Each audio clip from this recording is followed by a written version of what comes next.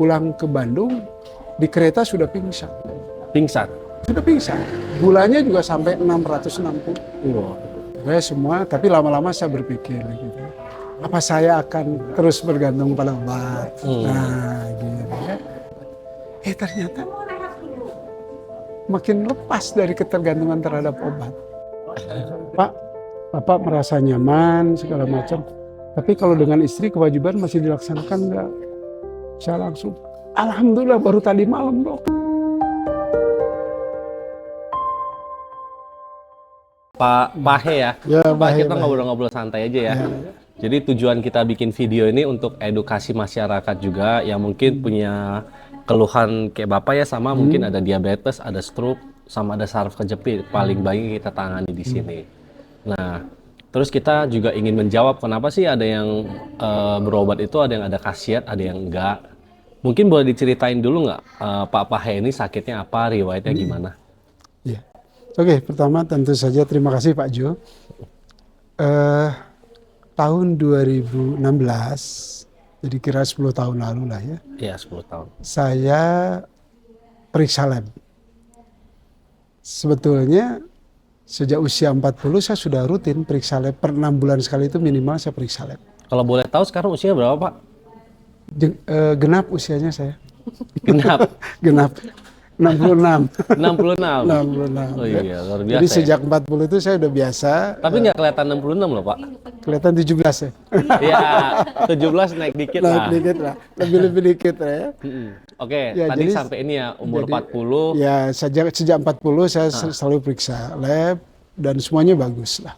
Apalagi di kantor saya memang ada lab lah ya. Jadi sejawat-sejawat lain bikin lab untuk pemeriksaan kesehatan. Tapi setelah merasa punya manfaat dengan pemeriksaan itu rutin terus. Nah, tahun 2016 itu saya merasa kok badan saya tidak nyaman gitu. Saya selalu menanyakan ke supir karena saya sejak ya 45 lah ya dikasih fasilitas kendaraan dan supir oleh kantor gitu. Oke. Jadi iya Bapak begitu masuk mobil langsung tertidur aja katanya gitu ya. Bangun-bangun ya sudah nyampe gitu. Jadi saya mulai kok nggak nyaman begini gitu. Jadi saya kemudian ke dokter, sejawat saya yang dokter penyakit dalam, coba periksa ini. HbA1c periksa. Oh ternyata saya divonis kena DB. Diabetes. Diabetes mellitus. Bahkan pada titik puncaknya 1 bulan kemudian karena saya tidak ya udah DB udah gitu aja makan obat ya semua maunya lah gitu. Itu sampai 660 Gula darahnya? gula darah saya 660. 660. Wah. Padahal saya sedang ngurus juga bapak saya Sakit DB yang juga. kena DB. Bapak saya sejak 60 tahun kena DB akibat minum sirup. Pulang kampung, tunjuknya itu sakti banget. Setiap yang dia tunjuk jatuh itu. Kelapa ditunjuk-tunjuk jatuh. Keponakannya yang naik. Tapi dicampur sirup. Karena dalam 1 bulan itu makan kelapa muda dengan sirup sangat tinggi. Pulang ke Bandung, di kereta sudah pingsan. Pingsan? Sudah pingsan. Gulanya juga sampai 660. Wow. 660 ekstrim Pak ya? Ekstrim banget. Oplamo segala macam. Nah, sejak umur 60 bapak saya rawat. Karena rumahnya nggak terlalu jauh dari sana. Jadi saya pikir saya nggak akan kena DB karena saya nggak makan sirup, saya relatif teratur lah. Tapi ya juga kena DB. Gitu. Ternyata ditelusuri, saya tuh suka makan malam. Makan malam ya? Bahkan malam banget. Dan setelah makan malam tidur. Karena tugas saya pada waktu itu mengharuskan saya kira-kira 150 hari dalam setahun itu nggak ada di rumah. Yang paling banyak di Jogja. Dan makanan di Jogja Manis. ada yang tengah malam baru sedia. Gudeg Jogja dengan teman-teman makan. Iya. Setelah makan tidur. Dan ternyata semuanya kena. Semuanya? Dengan teman-teman yang datang dari berbagai tempat, semuanya sama dengan saya kena DB. Nah, Pak, jadi saya mulai gitu. Jadi harus begini. Itu. Jadi pada mulanya itu yang membuat saya cari terapi apa. Nah, itu kan dari umur 40, Pak ya. Iya. Boleh nggak diceritain, Bapak udah mencoba pengobatan apa aja? Terus kan selama pengobatan juga nggak mungkin langsung lancar Iya, ya, iya, Bapak iya. rasain kayak Iya. gimana? Boleh nggak diceritain, Pak? Ya, jadi setelah dinyatakan DB di 2016, saya lapor ke Nyonya. Ini, oh ya harus tertib lah, ikuti semuanya gitu. Karena istri saya tuh sangat tertib banget gitu. Kamu ikuti aja semuanya ikuti. Nah, jadi rutin ke dokter. Ya, dari mulai sebulan sekali tadinya menjadi kemudian cukup 3 bulan sekali. Obat terus dimakan, tadinya mulai 3 sampai kemudian 1. Semua, tapi lama-lama saya berpikir gitu. Apa saya akan terus bergantung pada obat? Nah, gitu ya. Jadi saya mulai cari gitu ya, teknik pengobatan apa segala macam, cari-cari. Itu kira-kira 2016 sampai 2020. 2020 sebelum COVID itu saya mulai olahraga, kan semuanya waktu itu olahraga aja semua. Gitu ya, olahraga aja. Ya lumayan, dengan olahraga mulai kelihatan gitu ya. Walaupun obatnya tadinya 1 tuh harus setiap hari, sekarang saya cheating aja, 1, 2, 3 hari enggak gitu ya. Ke dokter mah laporannya tiap hari dok gitu ya. Saya bereksperimen dengan diri saya sendiri gitu. 3 hari sekali paling minum. Makanya memang mulai diatur gitu ya, ngikuti saran dari dokter. Karena saya rumah sakit saya di Bromius gitu ya. Diatur oleh ahli gizi segala macam. Tapi lama-lama juga mulai gitu, oh ya ini pola kalau begini itu begini rasanya. Saya mulai apa yang saya rasakan dengan obat yang saya minum, kemudian makanan yang saya makan, pola istirahat segala macam, terus mulai rajin buka YouTube, buka Instagram segala macam gitu ya, yang membuat saya kemudian memutuskan, saya udah nggak makan obat lagi deh, gitu, pengen coba tuh, berapa lama tahan, saya nggak minum obat, ternyata makin lepas dari ketergantungan terhadap obat. Bahkan saya nggak konsultasi lagi ke dokter itu, karena dokternya meninggal. Dokternya senior saya, dokternya meninggal. Nah kesempatan karena meninggal itu, saya punya alasan kayaknya saya nggak akan punya dokter lain. Itu dokter ahli penyakit dalam, gurunya guru di Bandung, gurunya para dokter di Bandung gitu. Jadi udahlah, ada alasan untuk tidak lagi ke dokter, ada alasan untuk tidak lagi minum obatnya, saya merubah pola hidup saya. Gitu ya. Merubah pola hidup saya sehingga relatif lebih dirasakan nyaman. Jadi saya ukuran saya sekarang yang penting nyaman. Yang penting nyaman, betul. Diukur dari hal-hal yang mudah lihat, saya hampir tidak pernah sakit. Flu sekalipun. Sudah bertahun-tahun. Jadi saya tuh lupa flu itu seperti apa istilahnya begitu. Batuk nggak ada, sakit badan nggak ada apa-apa. Hampir nggak mengkonsumsi lagi biaya dokter. Dengan makan teratur. Saya pernah juga ikut IF di Instagram kan, ikut IF. Saya coba. Makan subuh jam 4 paling terakhir. Baru makan lagi jam 5. Kalau macam lah ya. Makan jenis ini, coba terus. Nah, termasuk dengan di terapi. Begitu tahu, saya coba langsung. Waktu itu ada kebetulan bulan promosi atau apa begitu ya. Saya datang ke Sabang, ketemu dengan ibu-ibu cantik lah. Dan tertarik gitu ya. Saya beli paketnya, ikuti. Ya alhamdulillah, saya merasakan lebih enak lah. Lebih enak ya. Kalau boleh tahu udah berapa lama Pak di terapi di sini? Kayaknya 6 bulan lebih deh. 6 bulan lebih ya. Apa perbedaan Bapak dari sebelum terapi sama sesudah ikut terapi? Ya lebih nyaman aja. Lebih nyaman, lebih enak ya Pak. Dan saya bisa menjawab pertanyaan Dokter Setio pada waktu ngobrol-ngobrol sebulan lalu lah. Dia nanyain dengan penuh rasa curiga ke saya. Pak, Bapak merasa nyaman segala macam. Tapi kalau dengan istri kewajiban masih dilaksanakan nggak? Saya langsung, alhamdulillah baru tadi malam dok. Mantap ya. ikutin dok masih jalan, wah itu pertanda bagus. Iya, betul. Itu ngobrol dengan dokter Setio bulan kemarin, bisa ditanyakan Iya, beliau. betul. Cuman kalau boleh simpulin Pak ya, saya kan beberapa kali udah ngobrol sama konsumen ya, Iya. baik yang ada khasiat maupun yang nggak ada khasiat. Jadi sebenarnya yang kayak Bapak bilang itu benar, makan penting, olahraga penting. Tapi kalau yang saya simpulin yang paling penting itu sebenarnya satu, bahagia Pak. Nah, Jarang kita lihat orang sakit tapi masih bisa kayak Bapak ceria, baru datangnya udah bercanda ya. Rata-rata orang kalau sakit datang itu udah bawaannya nggak mood aja Pak. Jadi kalau pikiran udah kacau, iya. jarang kita menemukan yang seperti itu, tapi progresnya tuh banyak. Rata-rata yang kayak Bapak tetap optimis, bahkan bisa nggak sakit, bisa optimis lah ngurangin obat ya. Terus kita juga tahu tadi Bapak udah sempat cerita ya, seminggu bisa lari paling nggak 2 kilo ya, atau 2 kali ya. Seminggu 3 kali lah. Seminggu 3 kali ya. Sekali lari bisa 2 kilo. 2 kilo. Saya juga kemarin ikut lomba maraton. Iya. Iya. Jarak berapa Pak? Jarak 6 kilo berapa lah gitu. Bapak pace berapa sekarang? Dan itu mohon maaf, di lomba lari itu saya dapat nomor 7. Nomor 7 ya? Iya. Dari sekian ribu peserta kelompok usia tua lah ya gitu.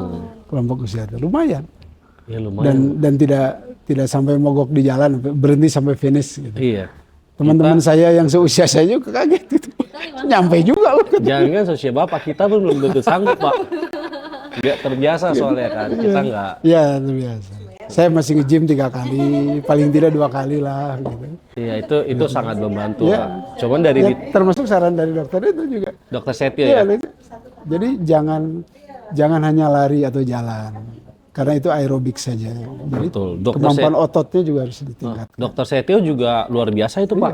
Aktivitasnya tuh Iya. masih keluar kota, Mana-mana. terbang-terbang, naik Iya. bis, sangat-sangat padat setiap bulannya. Salut kita sama Dokter Setio juga. Ya alhamdulillah sejauh ini. Bapak berarti sekarang gula darah di berapa Pak? Sekitar 140, 120 gitu. Udah nggak konsumsi obat? Apa? Udah nggak konsumsi obat lagi? Enggak, Sama sekali? enggak. Udah berapa lama Pak? Udah lama, saya sampai lupa itu saya. Udah berbulan-bulan itu. Saya nggak minum, tapi dengan menjaga makanan terus terang. Ya, jadi bahkan nasi itu saya sudah lupa. Udah nggak konsumsi nasi? Saya sejak tahun 2016 memang begitu dokter itu jangan nasi deh. Gitu.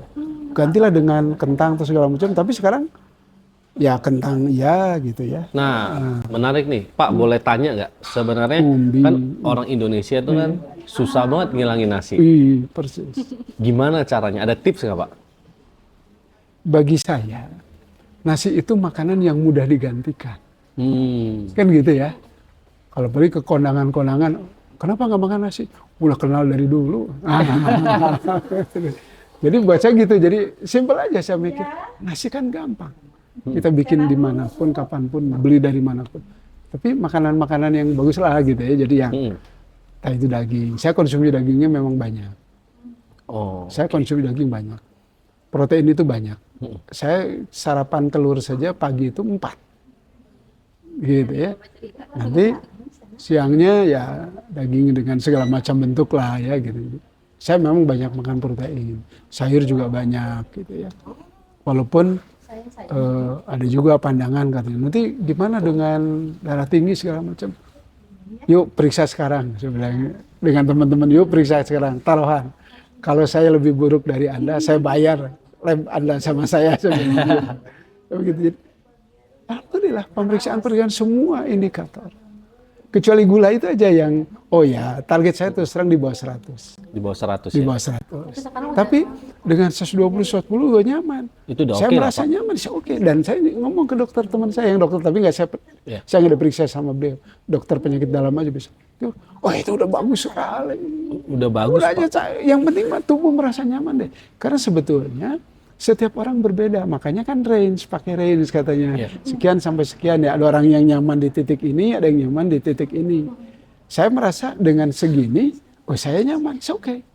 Dan lebih penting tadi itu, tidak ada keluhan dari pasangan. Iya. Itu penting tuh Pak. Cuman Kalau di usia Bapak sebenarnya 120 itu udah oke banget, Ya, Pak.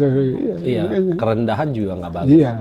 Terus Pak, kalau boleh ini kan di sini ini yang sempat Bapak bilang Bapak dosen ya. Ngajar apa, Pak? Nah, saya ngajar bisnis. Bisnis ya? Ya, Oh, apa Pak matkulnya? banyak, ada 15 mata kuliah. Iya. Iya. Oh, saya Dari lulusan mulai kewirausahaan, strategi bisnis, sampai macam-macam. saya lulusan manajemen, Pak. Iya, iya, iya. Hebat, makanya jadi bisnismen ya. Iya. Nah, kan kita juga nggak bisa pungkiri ya, kalau untuk terapi seperti ini juga banyak yang skeptis sebenarnya. Ya. Kalau boleh tahu yang bikin Bapak itu yakin apa? Tadi, Mau coba terapi kan orang lihat kebanyakan ya Pak ya terapi kayak gini kan orang pasti skeptis. Ya. Ini bener gak sih ini nggak sih? Ya kita nggak tahu mungkin Bapak lihat yang bisa bikin Bapak yakin itu apa sih sebenarnya? jadi gini, ketika kita pilih barang maupun jasa, ilmu saya gitu ya, memahamkan pada saya bahwa cara yang paling mudah adalah dengan memulai. Hmm. Jadi dengan memulai kita bisa punya penilaian. Nggak mungkin kalau kita tidak memulai kita punya penilaian. Hanya berdasarkan gitu ya klaim maupun pendapat orang. Betul. Gitu. Jadi saya memulai. Dan ketika memulai tadi saya merasakan kenyamanan yang lebih meningkat. Berarti bisa kita asumsiin jangan mental block dulu lah Pak ya. Coba dulu kalau ada manfaat terusin, kalau enggak ya nggak usah gitu ya Pak ya. Jadi dan saya merasa tadi manfaatnya terasa gitu. Istri saya juga merasakan gitu ya.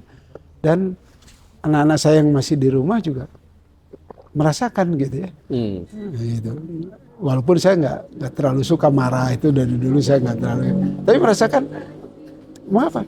Karena anak istri saya bisa minta apapun ke saya setiap saat gitu. Ya makan di luar yuk, ayo. Ya main ke sini yuk, ayo. Gitu. Kemana-mana. Jadi saya sering menyebut kepada teman-teman saya, pekerjaan saya itu main hari sekarang.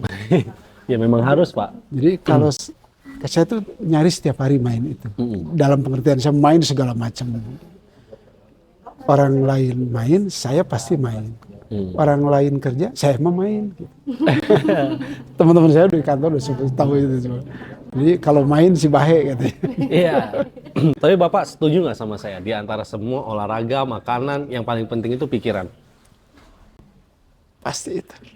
Karena di pikiran itu segala sesuatunya bersumber. Kalau hari ini kita mikirnya itu akan terus. Sehari itu akan nggak baik buat kita. Makanya saya mulai dari pikiran. Saya pernah ketemu juga pasien kita. Iya dia bilang mau olahraga mau apa, tapi kalau kerjaannya stres datang, gulanya langsung lompat. Iya. Jadi bahkan pada derajat yang paling sederhana, pikiran itu paling mudah kalau yang buat saya. Kalau diri itu mengganggu tidur. Jadi misalnya gini, sebagai contoh 3 hari yang lalu lah ya, ada target di kantor yang belum saya selesaikan. Aduh, seharusnya ini bisa ketemu orang ini nih, tapi saya kemudian menunda. Kepikiran itu, pikir kenapa tadi nggak langsung ketemu aja ya gitu. Kan dia mungkin ada di kantor. Kok saya udah 3 hari sesuai dengan janji gitu. Memang janjinya ketemu 3 hari kemudian. Tapi saya merasa saya sudah dekat dengan di kantornya gitu. Kok nggak tadi memanfaatkan saya datang, paling nggak ketemu dengan sekretaris deh gitu misalnya. Ya itu kepikiran, bahkan yang sesimpel itu saja bisa jadi pikiran. Dan itu mengganggu tidur. Jam 2 malam saya baru tertidur. Nah jadi saya tadi betul. Harus pikiran kita tuh harus bebas. Betul. Manajemen stres juga penting ya Pak ya. Enak tidur, enak makan, enak istirahat. Nah, gitu. Siap. Mungkin boleh ini Pak, buat yang sama kayak Bapak punya keluhan diabetes banyak. Usia sudah segini ya. Iya, bahkan yang lebih muda yang nggak tertangani itu sangat-sangat banyak Pak. Gula darah nggak kunjung turun, setiap hari stres. Boleh nggak kasih wejangan dari Pak Pahe? Ya, berdasarkan pengalaman pribadi saya selalu mencoba gitu ya. Di bidang kesehatan obat, terapi, upaya sehat apa saja sih yang tersedia di masyarakat, itu saya coba terus terang saja.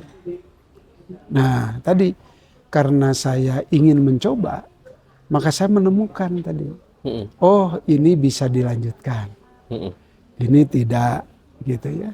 Jadi ya saya merasakan manfaatnya dengan ini. Makanya teman-teman kami teman-teman saya gitu ya, yang ditugaskan di terapi sana, saya terus terang bisa datang kapanpun, jam berapapun. Karena di sana kebetulan agak lowong ya buat saya, jadi saya tuh enak aja di terapi gitu. Seminggu sekali rutin paling tidak, gitu. Ya jadi merasakan manfaatnya. Nah buat teman-teman juga yang kesehatan ya carilah gitu sebanyak-banyaknya infonya. Dan kalau sudah ketemu yang nyaman dijalani, gitu ya. Kemudian ya bahwa kita mesti disiplin, ya modal dasarnya kan disiplin. Disiplin makan, disiplin istirahat, disiplin mainnya, segala macam. Dan yang penting tadi sebagaimana disampaikan juga, pikirannya harus tenang. Saya kebetulan di lingkungan terdekat kantor itu ada sekitar 20 orangan lebih lah ya, orang-orang dewasa semua. Itu bisa menjadi saksi bahwa saya bertahun-tahun tidak pernah tidak masuk kerja karena sakit. Gitu ya. Dan saya sendiri juga merasakan, bahkan flu batuk saja yang katakanlah bagi sebagian orang, bagi anak saya pun gitu masih dirasakan, saya hampir tidak pernah merasakan lagi itu flu batuk apapun. Saya juga punya tips yang sederhana sebetulnya. Kalau sedikit agak mulai tidak nyaman, tidur aja saya. Saya terus terang minum teh panas atau air putih panas, langsung tidur. Jerik-jerik lagi. Artinya dengan kondisi ini gitu ya, olahraga teratur, terapi juga teratur, apa ya semuanya nyaman. Gitu. Memang berbiaya sih, gitu. Tapi it's okay lah begitu ya. Kan kalau kita sehat, kita minus dari biaya yang lain-lain kan gitu untuk kesehatan. Gitu. Jadi memelihara kesehatan itu penting. Gitu. Ya. Dari perjalanan Bapak yang panjang ini ya, 10 tahun mungkin ya Pak. Satu hal yang paling Bapak syukuri, banyak hal juga boleh deh. Banyak tentu ya, tapi salah satunya nikmat sehat. Nikmat sehat itu penting, dan saya Muslim yang dekat dengan komunitas yang menjaga kesehatan. Sekedar contoh, teman-teman seangkatan saya yang sudah wafat, kalau reuni kan sekarang ini musimnya reuni ya. Di WA saya tuh ikut WA grup tuh lebih dari 50. Sebagiannya alumni, teman-teman alumni SMP, SMA, kuliah, alumni grup-grup segala macam. Itu yang meninggal karena diabetes banyak sekali. Bahkan teman sekantor saya sudah 3. Karena diabetes? Iya. Sudah 3. Bahkan yang paling parah itu sampai amputansi dua-duanya. Itu sangat dekat sekali. Pak, dekat sekali. Mungkin saya boleh potong sedikit ya. Yeah. Saya kepikiran ini. Nah, rata-rata orang kalau udah melihat kayak gitu terus Bapak kena diabetes, respon yang mayoritas orang berikan itu panik. Waduh, takut kayak gini, makin takut kan, makin stres, makin naik kan. Kok Bapak nggak kayak gitu? Ya itulah. Jadi saya melihat itu, jadi begitu saya kena, saya ngurus bapak saya sampai 96. Dari 60, saya ngurus bapak saya 36 tahun kena diabetes. Gitu. Di usia mulai 70, ketika saya mengantar konsultasi, saya bertanya pada dokter, "Dok, bapak saya bikin nyate. Gimana dok? Kalau bagus." Dokter mengatakan, apapun yang bapak kamu minta, penuhi. Saya langsung nyela. Kalau kita cara mengobati orang tua itu sebenarnya dengan tadi menjaga hatinya, karena kita memenuhi keinginannya. Datang ke tukang sate juga, kadang-kadang satu aja nggak habis. Sisanya mah saya aja ngabisin. Gitu ya. Sama ke adik-adik saya, ke kakak saya, kemudian saya deklarasi. apapun permintaan bapak kita, ya kita penuhi. Karena bapak saya tuh nggak tinggal di satu tempat. Pindah-pindah.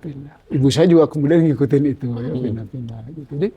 Jadi ketika ngikuti di kakak harus begini, ya udah semua. Gitu. Jadi tadi intinya mah jangan terlalu banyak juga dipikirin semuanya jadi persoalan. Ya. Nah, saya ketemu dengan teman-teman, maaf, sobat-sobat terdekat saya yang kemudian meninggal dunia, dipikirin. Terus, udah, yuk kita upaya aja gitu. Kata dokter ini ya kita ikutin, tapi lama-lama harus menyesuaikan diri. Karena kuncinya kata dokter pun sebetulnya bisa dirasakan oleh kita. Berbagai obat atau saya jangan bergantung terus dah kepada obat. Gimana nih caranya gitu. Jadi saya mulai tadi mencari banyak. Gitu ya. Olahraga terus gitu ya. Saya berenang terus, lari juga terus gitu ya. Hal positif aja. Iya, dinikmati aja lah gitu semuanya. Gitu. Yang sebenarnya bikin Bapak ada perubahan nih sekarang sebetulnya obat atau keputusan yang kita buat? Obat udah lama saya tinggalkan. Berarti bukan obat? Bukan obat. Saya merasakan bukan itu ya. Jadi tadi olahraga, makan, istirahat. Saya gitu, kombinasinya 3. Jadi sebanyak apapun olahraga, kalau nggak istirahat, begadang terus juga nggak bagus. Gitu ya.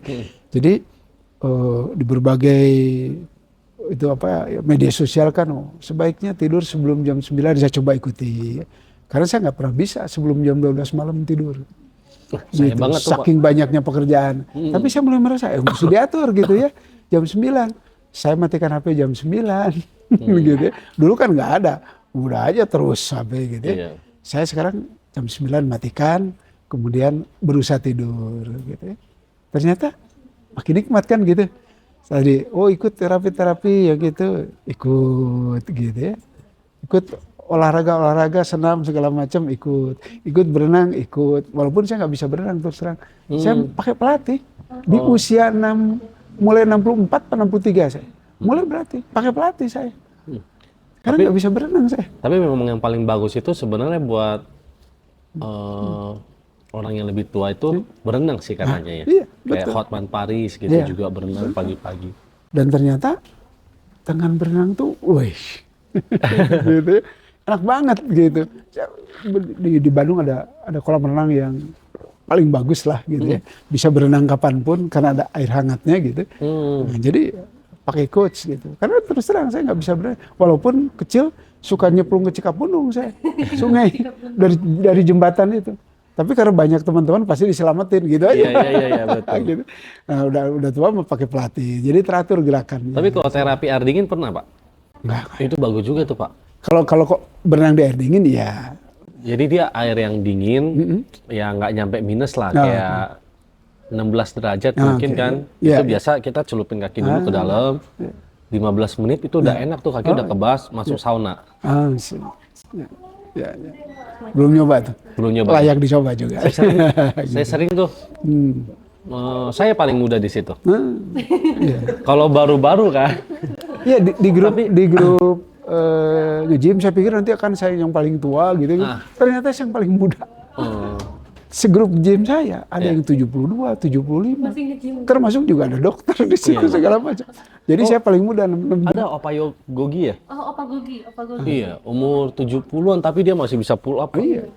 Hebat benar. Saya dilatih pertama itu sampai pingsan. Wah, pingsan itu saya dilatih nge-gym pertama tuh saya pingsan. Hampir 7 bulan yang lalu.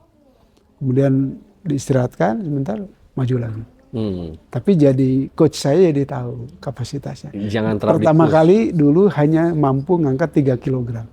Sekarang 50 kg kuat. Luar biasa. Dari mulai 60 menit sekarang 2 jam. Kalau nge-gym. Habis ini juga pulang nge-gym ini.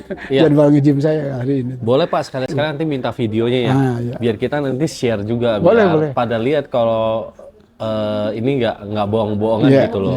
Jadi kita sering kalau minta testimoni gitu kan, oh iya saya merasa terapi gini-gini kan nggak masuk juga. Soalnya yang mempengaruhi bukan terapi doang kan. Makanya kita pengen bikin percakapan dua arah biar kita tahu sebenarnya kesehariannya itu juga sangat mendukung. Iya, banyak yang lain juga gitu. Soalnya kalau kadang orang komplain kan kita kesel juga, wah habis terapi nggak sembuh padahal di rumah makannya nasi disikat.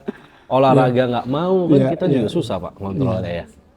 Harus multidisiplin lah. Iya harus combine semua Iya, lah. semuanya. Kayak nanti Bapak habis nge-gym ya itu kan butuh direlaksasi otot Iya. kesini kita terapi Iya. lagi, sarafnya kita benerin lagi. Tapi Saya kan kan kadang-kadang kalau sudah nge-gym pagi jam 6 mulai atau jam 7 mulai sampai jam 9 istirahat sebentar saja, saya langsung pergi ke Sabang. Itu. Jadi udah 1 jam 2 jam istirahat. Nah, itu tidurnya wah wah udah enak ya. susah dibangunin. Tidurnya enak benar gitu. Jadi saya merasakan saya masih makan nyaman, enak. Saya masih bisa istirahat tidur juga nyaman, enak gitu. Ya, Dengan teman-teman ngobrol juga teman-teman nggak risau saya gitu. Saya juga masih nyetir Jakarta pulang pergi itu biasa, ke Jogja juga pulang pergi biasa. Gitu sendiri karena umur 66 kayak Bapak itu udah anugerah. iya, ya makanya saya ya Udah sangat menikmati hidup dinikmati kita, aja. ya. Kemarin saya baru dari Ciwidey. Lumayan juga. Iya. Itu udah arung jeram itu udah biasa saya sekarang. Oh, Iya. masih kuat ya Pak ya. Masih kuat. Saya ke Jogja juga ya nikmati. Saya ajak bapak-bapak teman-teman yang udah tua ya, ada Pak Bambang inilah, ada Pak Bayi ini gitu. Iya mantap. Nenek saya umur 70 tahun aja mau diajak jalan udah susah sekarang. Iya. Jalan jauh dikit udah duduk. Kesian juga nggak diajak jalan, kesian juga Pak. Iya. Kan hiburan itu harus. Iya, jadi sekarang paling hiburan ajak nenek ke mall aja kalau nggak Iya. makan. Iya. Makan, ngobrol kan dia udah seneng. Kalau buat jalan-jalan udah nggak bisa. Ya. Itulah. Mungkin gitu aja Pak ya. Oke. Makasih banyak sharingnya. Sukses. Mudah-mudahan bisa bantu lebih banyak Ya, penderita banyak diabetes yang belum seperti Bapak ya. Mungkin bisa note lagi Pak dari pola hidup, makan, olahraga, boleh Ya. di note lagi ke Saya- calon konsumen. Iya. Jadi untuk teman-teman khususnya para seniors gitu ya yang sudah lanjut. Jadi tetap jaga kesehatan melalui disiplin olahraga, disiplin makan, disiplin istirahat dan jangan lupa berdoa. Nah, itu betul. Pak Pahe umur 66 aja bisa ya? Masa kalian yang lebih muda nggak bisa? Nggak mungkin ya Pak ya? Umur 66 loh bisa. ya. Sekarang itu kena yang 30-an banyak, yang umur 40-an banyak.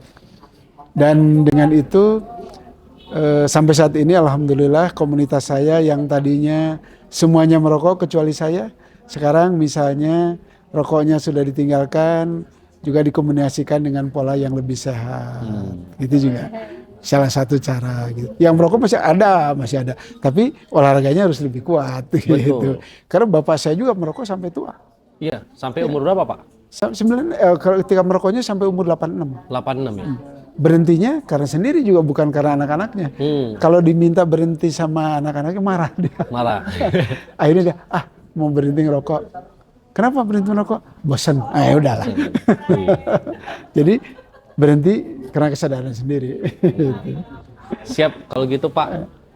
Makasih, banyak makasih. ya. Udah luangin Sukses. waktunya. Sorry. Ya, makasih banyak makasih. Pak ya. Semoga bisa inspirasi banyak orang. Terima kasih. Oke, dadah. Sukses selalu.